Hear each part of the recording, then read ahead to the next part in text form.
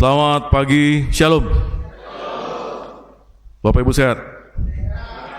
Sehat ya, luar biasa. Puji Tuhan. Sudah ada yang pasang pohon Natal? Wah, kenceng ya. Sudah ada yang beli baju baru? Belum. Belum gajian? Belum ada THR? Sama kita ya. Ya. Nanti kita belanja ke Ramayana sama-sama. Bingung mau belanja di mana kita di sini ya. Baik, Bapak Saudara, dalam kehidupan bermasyarakat kita itu biasa mendengarkan cerita mama-mama, ibu-ibu, ya, bapak-bapak. Kadang-kadang kalau ada anak yang nakal, itu pasti pertanyaannya itu dikaitkan sama orang tuanya. Ya. Kalau ada yang nakal, anak siapa itu? Gitu kan? Kok nakal kali anak itu? Siapa bapaknya? Siapa mamanya? Katanya. Datanglah yang lain komentar kan. Oh, anak si itu. Sektor 5. Ya, saya nggak enak ngomongnya kalau 1 sampai 4. Karena sebutkan aja sektor yang nggak ada. Oh, sektor 5 itu. Anak siapa? Itu si Bunda Korla gitu ya. Oh, memang bandit anak itu memang gitu ya. Bandit anak itu. Nah, tapi kalau anak yang baik juga sama Bapak Ibu. Mau nakal mau baik dia, pasti akan ditanya, anak siapa itu? Itu anak sektor 1. Kalau yang baik-baik ya 1 sampai 4. Jadi Bapak Ibu Saudara, kalau kita berbicara tentang pujian, ya, orang tuanya dipuji, itu memberikan makna besar bagi keluarga, bagi orang tuanya, bagi orang-orang yang ada di sekitarnya. Itu otomatis. Jelek juga sama. Dia akan memberikan kesan apa yang dia lakukan. Ya. Nah, gagasan ini serupa Bapak Ibu Saudara dan juga terungkap di dalam bacaan kita pagi ini. Ini hanya ilustrasi pembuka saja. Ya. Bahwa setiap kita yang adalah anak-anak Allah, umat-umat percaya, ya, juga harus bisa mengasihi sama seperti Allah juga mengasihi. Kalau kita berbicara siapa diri kita, itu akan mencerminkan siapa Allah kita. Sebaliknya juga demikian. Siapa Allah kita pasti harus bisa dicerminkan di dalam sikap, perilaku, kata, dan perbuatan kita sebagai umat-umatnya. Sesimpel itu sebenarnya konsepnya. Tapi kenyataannya belum tentu bisa.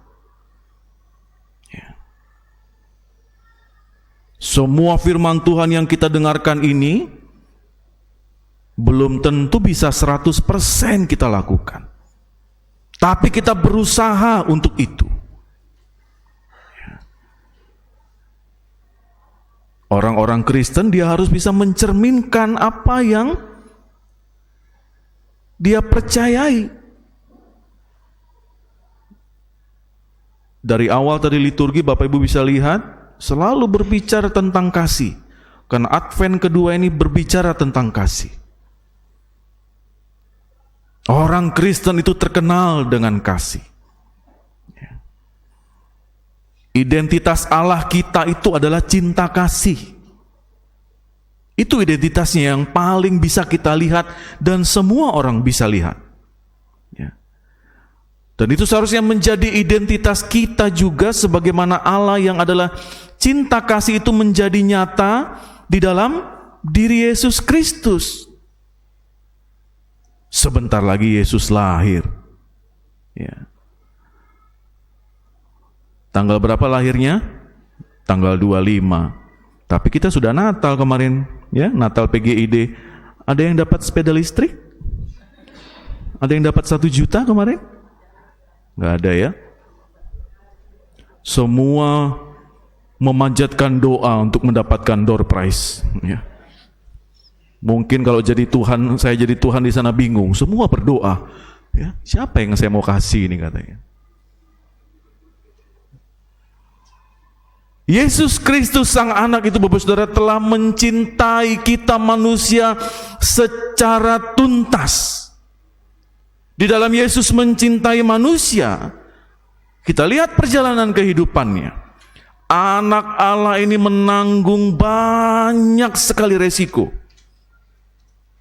Yesus ditolak, Yesus diperlakukan semena-mena, dia dihina, dia sama sekali tidak dipahami oleh orang banyak. Tetapi Yesus tidak kehabisan inisiatif untuk mengasihi. Sehingga orang Kristen tidak semestinya punya sikap patah arang kalau mengasihi orang. Kenapa saya ceritakan ini, saya mengkalimatkan dengan ini? Beberapa minggu ini kita melihat sesuatu yang viral. Ya, ada penolakan bantuan di korban bencana di Cianjur. Bapak Ibu mungkin lihat ya. Saya katakan bahwa orang-orang ini hanya oknum-oknum intoleran saja. Ada banyak bantuan-bantuan dari gereja kepada para pengungsi. Itu ditolak. Bahkan yang viral itu adalah tulisan-tulisan bantuan dari gereja-gereja itu disobek-sobek. Dan itu viral. Lalu membuat banyak orang ribut luar biasa, Bapak Ibu Saudara. Ribut mempersoalkan hal ini. Perdebatan-perdebatannya sudah semakin ngaco. Ya, kalau Bapak Ibu lihat komen-komennya itu, aduh, caci maki di percakapan-percakapan TikTok, chat-chat grup, saling menghujat agama satu dengan agama yang lain. Ya, ini belum 2024 loh ya, belum masuk masa-masa pilpres, pilkada ini. Hanya urusan bantuan aja udah ribut kita. Ada beberapa lembaga yang juga menarik diri, Bapak Saudara, karena dicurigai melakukan kristenisasi. Hanya karena mereka memberi bantuan, ada atributnya, ada logonya, dan lain sebagainya. Kalau kita lihat, respon yang pertama adalah miris. Ya. Sangat disayangkan itu terjadi. Karena apa, Bapak Saudara? Karena pihak-pihak yang berkonflik ini lupa satu hal pada pokok persoalannya, yaitu ada korban-korban yang harus cepat ditolong. Mereka nggak punya rumah, mereka sedang berduka, mereka kekurangan makan, minum, pakaian, tetapi di luar sana kita ribut hanya persoalan agama. Yang tadi saya sampaikan, Bapak Saudara, kita jangan patah arang dengan kondisi seperti ini. Bantuan itu harus tetap diberikan. Meringankan beban para korban bencana alam itu harus tetap dilanjutkan. Walaupun dengan segala tantangan yang ada, jangan pernah biarkan pihak-pihak intoleran itu ada di negeri kita ini. Ya. Karena orang-orang itu akan merusak persatuan, kesatuan kita, bineka kita, NKRI kita. Jadi harus tetap kita lakukan kebaikan itu kepada sesama kita. Kita harus tetap berprinsip, kita memang beda. Kita memang bukan satu agama, tetapi kita satu saudara dalam kemanusiaan. Bapak Saudara, bacaan kita pagi hari ini, surat Yohanes yang kedua ini singkat sekali, ya. Hanya sampai 12 ayat. Dan kita baca tadi sudah 6 ayat. Ini adalah bentuk keprihatinan, Bapak Ibu Saudara. Kalau kita baca aura-aura tulisannya, ini adalah bentuk keprihatinan. Sang penulis menceritakan bahwa ada upaya-upaya penyesatan yang sedang terjadi. Pengajaran yang beredar pada saat itu membuat penulis berharap supaya umat ini betul-betul bisa bertahan pada iman yang benar. Terutama pada saat mereka berada pada situasi dan kondisi yang sulit, yang kritis. Ya. Harus tetap berpegang pada kebenaran. Sehingga umat itu harus dibimbing, harus diberikan kedewasaan di dalam hati, pikiran, dan tindakan, bahwa mereka harus tetap mengasihi sesama manusia. Karena ajaran-ajaran yang beredar pada saat itu bertolak belakang dengan apa yang sudah mereka imani selama ini. Bapak Ibu tadi bisa baca, di situ ada gambaran ibu dan anak, ya kan? Itu sebuah ilustrasi, Bapak Saudara. Bukan ibu dalam arti yang sebenarnya, bukan anak-anak dalam arti sebenarnya. Tetapi ibu dan anak ini adalah sebuah simbol jemaat dan anggota-anggotanya. Ya. Kita lihat lagi di situ penulis juga mengucap syukur atas kehidupan sebagian jemaat yang hidup dengan benar. Sekaligus juga penulis prihatin atas sebagian jemaat yang menyimpang dari jalan Tuhan. Dia tuliskan di dalam bacaan kita pagi ini. Dan fokus utama dari surat ini adalah persoalan penyesat yang hadir di gereja. Di mana penyesat ini mengajak jemaat-jemaatnya untuk menyangkal ajaran tentang anak Allah yang menjadi manusia. Mereka mau menyesatkan jemaat. Maka penulis sekali lagi dia menghimbau kepada pembaca, termasuk juga kepada kita pada hari ini, agar supaya jemaat tetap teguh. Harus bisa mengikuti kebenaran yang sudah ada di dalam hati mereka dan yang sudah menggenapi hukum kasih. Bacaan kita juga memperlihatkan, Bapak Saudara, bahwa ada banyak dinamika yang terjadi di dalam kehidupan gereja. Kita harus mengakui itu. Ya.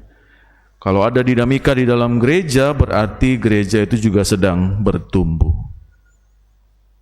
Dan dinamika itu mau mengajarkan kepada kita, jemaat Tuhan, harus bisa memilah mana yang baik dan mana yang buruk. Terutama ketika kita berhadapan dengan berbagai ajaran yang berkembang pesat tentang gereja. Dan kita harus bisa menjadikan kasih Kristus itu adalah yang utama dalam kita berelasi satu dengan yang lain. Ya. Terkadang kita bisa mendengar di dalam gereja ada ketegangan, ada konflik. Ya.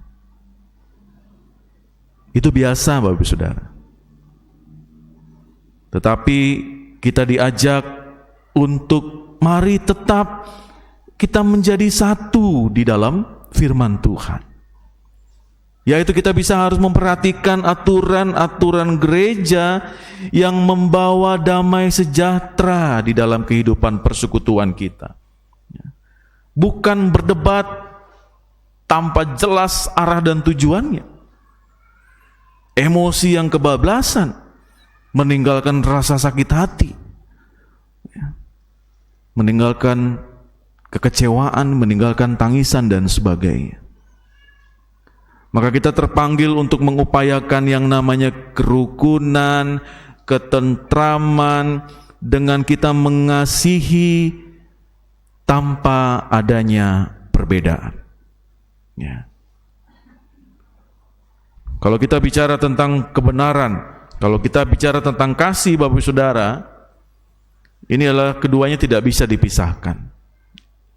Karena kebenaran dan kasih adalah dua sisi mata uang yang mendasari kehidupan setiap kita orang-orang percaya. Gak bisa lepas itu Bapak Ibu. Bicara kebenaran, pasti kita bicara tentang kasih. Bicara tentang kasih, kita juga bicara tentang kebenaran. Ya. Orang percaya harus berdiri di atas kebenaran. Iya, kita harus punya doktrin yang benar. Setiap orang percaya harus juga hidup dalam kasih. Iya, karena kita punya perbuatan yang benar. Maka di ayat 1-3 kita bisa lihat, Bapak Saudara, ada hubungan penting antara kebenaran dan kasih. Itu sudah jelas dipaparkan di dalam bacaan kita, ayat 1-3. Ayat 4, kita bisa melihat Rasul Yohanes, dia sangat bersuka cita karena mengetahui masih ada dan masih banyak anggota jemaat yang hidup dalam kebenaran. Ayat 5 dan ayat 6, Rasul Yohanes mengingatkan agar orang-orang yang hidup dalam kebenaran, dia harus mewujudkan buah dari kebenaran itu, yaitu hidup dalam kasih. Jadi Bapak Saudara, mengasihi sesama tidak lain adalah wujud nyata dari kita hidup di dalam kebenaran. Jangan sampai kita mempunyai pengakuan iman yang jelas, tetapi kita tidak punya kehidupan yang mewujudkan iman kita. Apa yang kita pahami, apa yang kita imani, apa yang kita percayai, itu harus terbukti dalam perbuatan kita. Ya. Bapak Saudara yang Tuhan Yesus kasihi, hari ini kita sudah masuk di dalam masa Advent yang kedua. Sekaligus ini adalah minggu pertama di bulan Desember. Dan juga kita kembali masuk di dalam meja perjamuan kudus. Ya. Apa yang telah Tuhan lakukan dan berikan di dalam darahnya yang tercurah dan tubuhnya yang dikorbankan kepada kita untuk penebusan dosa-dosa manusia, ini adalah sebuah bukti pemberian kasih Allah kepada kita. Dari apa yang saya sudah jelaskan dari awal tadi, tersimpulkanlah bahwa inilah yang Tuhan berikan kepada kita. Ya. Darah yang tercurah, tubuh yang dikorbankan untuk mengasihi kita. Dan ini adalah dasar dari segala iman kita, kata dan perbuatan kita. Khotbah hari ini Bapak Saudara bertema gereja yang peka dalam menyikapi persoalan sosial. Maka renungan kita pada pagi hari ini mau mengajak kita, jadilah teladan bagi sesama, dengan kasih sebagai dasar utama di dalam kita membangun persekutuan bersama Kristus. Kasih adalah jalan utama bagi gereja di dalam kita menghadapi berbagai krisis, baik di dunia maya, baik di dunia nyata. Kasih itulah jalan utama kita, Bapak Saudara. Walaupun zaman sudah berganti, kecanggihannya itu membuat kita semakin terpana, Bapak Saudara. Namun kita harus tetap tunduk, kita harus tetap taat pada kasih untuk mendatangkan damai sejahtera Tuhan, untuk mendatangkan sukacita, terutama di dalam berbagai pergumulan, tantangan kita secara pribadi, keluarga, pekerjaan, pelayanan, dan persekutuan. Kalau kita bicara kasih, tidak ada yang menganggap sesuatu yang kuno, ya. Jangan pernah berpikiran seperti itu. Ngomong kasih lagi, udah nggak update, udah jadul. Bicara kasih tidak ada urusannya dengan kuno. Tapi kalau kita bertindak dengan penuh kasih, itu adalah hal yang harus selalu kita lakukan di dalam keseharian kita. Bukan hanya untuk lingkungan kita, Bapak Saudara, tetapi untuk semua orang yang kita temui. Bagi orang-orang yang mengalami kesulitan, penderitaan, maka sebagai pribadi, sebagai umat orang-orang percaya, sebagai pelayan Tuhan, bahkan kita sebagai organisasi di dalam gereja ini, kita harus peka terhadap segala perkara-perkara yang terjadi di sekitar kita. Maka tetaplah teguh berpegang pada kebenaran di dalam Kristus, Bapak Saudara, kita pasti akan diperlengkapinya. Amin. Tuhan Yesus memberkati kita.